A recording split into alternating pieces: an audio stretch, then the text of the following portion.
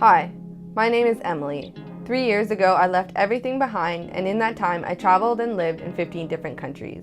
I recently spent 2 months in Sri Lanka, but this isn't about me, so let me show you how to travel this amazing country.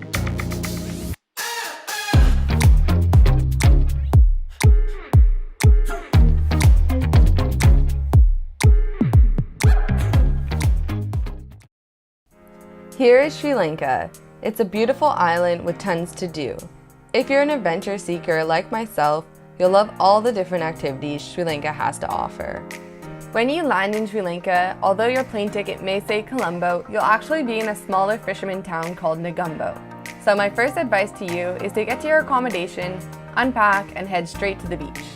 I know traveling can be overwhelming, but Negombo is definitely a good place to recharge.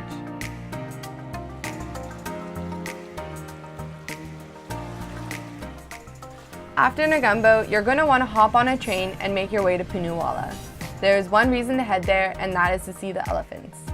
If you check in before 1, you have plenty of time to see the elephants bathe at 2. Something about seeing a herd of elephants play in a river was definitely a highlight on my trip. Staying at Punawala is on the pricier side, so I only suggest staying the one night and heading out in the morning. Also, if you love watching elephants, I'll link my full Punawala video below, and you can check it out.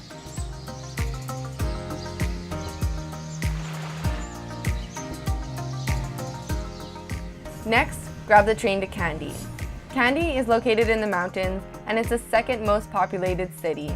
I won't lie, I'm not a huge fan of cities, but while I was there, I enjoyed walking through the botanical gardens. This is how I decided to stay cool. I checked out the Temple of the Tooth, and my favorite thing was watching the traditional Sri Lankan dance. Now, this is a show put on for tourists, but it was so well done. Like, look at this, it's super impressive. Now, there are a few ways to go about the next stop on your trip. What we did was grab the bus up to Dambulla. And a tip for when you're taking the bus in Sri Lanka is to always get on at the main bus station. This way, you're first to get on and have a seat. If not, you might be stuck standing for a few hours, and the buses do get jam-packed, but holding on is quite the workout if that's what you're looking for. From Dambulla, you can rent a scooter or hire a tuk-tuk to take you to Sigiriya and Palanua. Sigiriya is a massive fortress and palace and is now one of the top attractions in Sri Lanka, and for a good reason, because this place is very unique. I'll link my video below if you want to see more.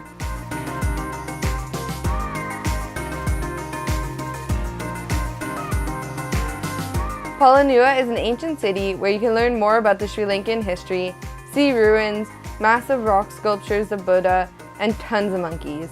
You could do these places individually or pair them up into one day. Dambulla has one main attraction to check out. The Cave Temple is one of the 8 UNESCO heritage sites on the island of Sri Lanka. You can expect to see paintings drawn all over the ceilings and many statues in the caves.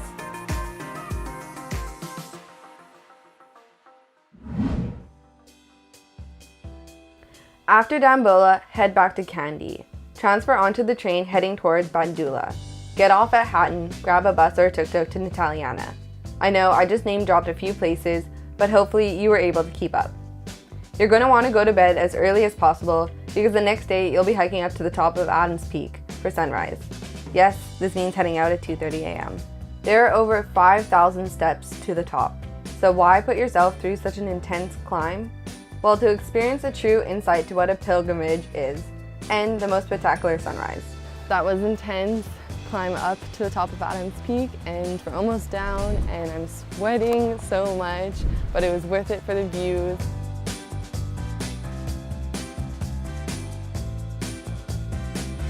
A few things to take note of. Bring a sweater, it gets cold at the top. Avoid holidays and weekends, it gets busy. And check out the weather forecast. When you're able to walk again, get back to the train and head to Ella. Kandy to Ella is known to be the most scenic train ride in the world. This journey alone has increased Sri Lankan's tourism drastically. The rules are way more relaxed there. You can hang your feet off the train, take in all the views of what has to be tea-field heaven. The fun doesn't stop there. Ella was my favorite place in Sri Lanka, and I have made 2 videos on this hip little town that seems to be booming so fast. I love the atmosphere in Ella, but my favorite things were what surrounded it. To learn more, check out my Ella guide.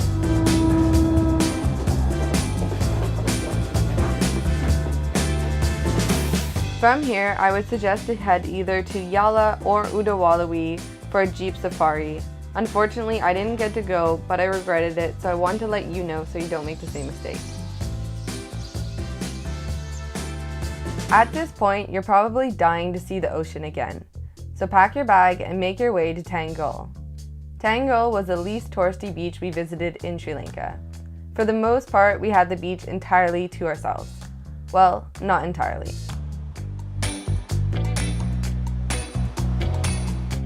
Moving along the coast to Marissa. This is the place you want to be if you're looking for some nightlife or sipping cocktails on the beach.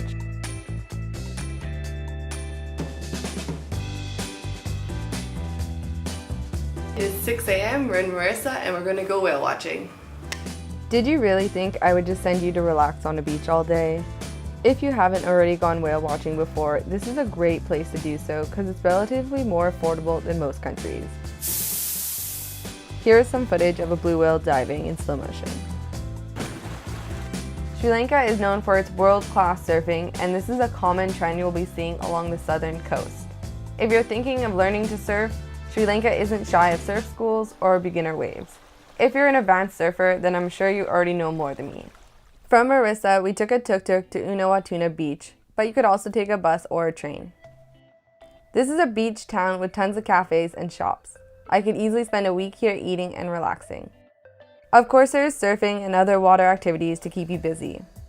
While we stayed at Unawatuna Beach, we hopped on a tuk-tuk and went to see Gull Fort. It's about a 20-minute drive away, so you could easily make it into a day trip. This fort was first built in 1588. The fort has been turned into a touristy hotspot with boutique shops, trendy restaurants, and hotels.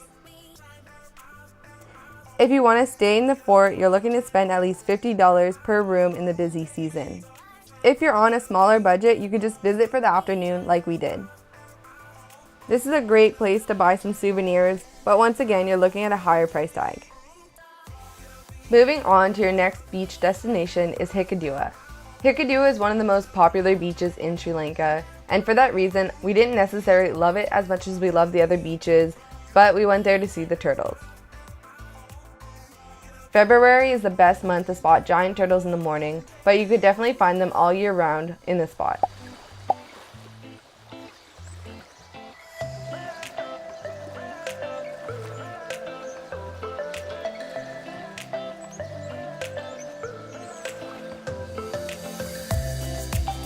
The next beach is Bentonta, which is quite a big beach, so you could definitely find your own space, which is really nice after the crowded Hikkaduwa beach.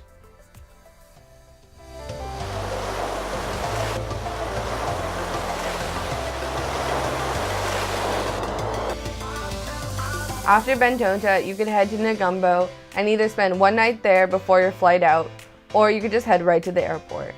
And just like that, you have traveled around a lot of Sri Lanka. Of course, there's still things to see and do over here and up here, but this is the most common route. I want to end this video by answering some questions I know I wondered about before heading to Sri Lanka.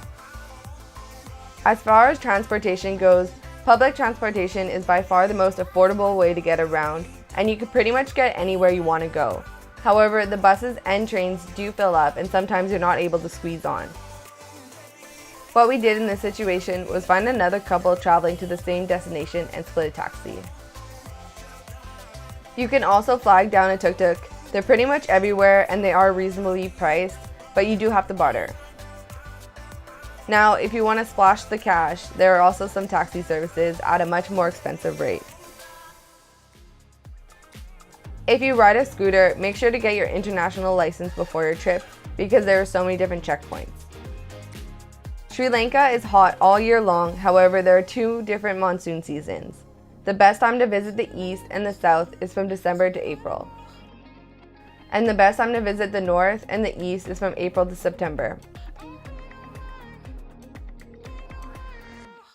As a woman who has spent a lot of time abroad, I would always recommend being careful and respectful when traveling to places with different laws and different culture.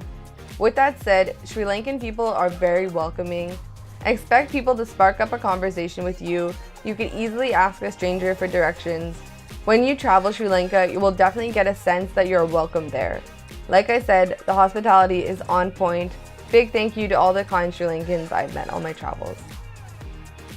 If you're traveling to Sri Lanka, or know someone who is, or just curious about the place, check out my YouTube channel. I've made a whole series of travel guides. If this video helped you, let me know by showing some love. And of course, stick around by hitting that subscribe button.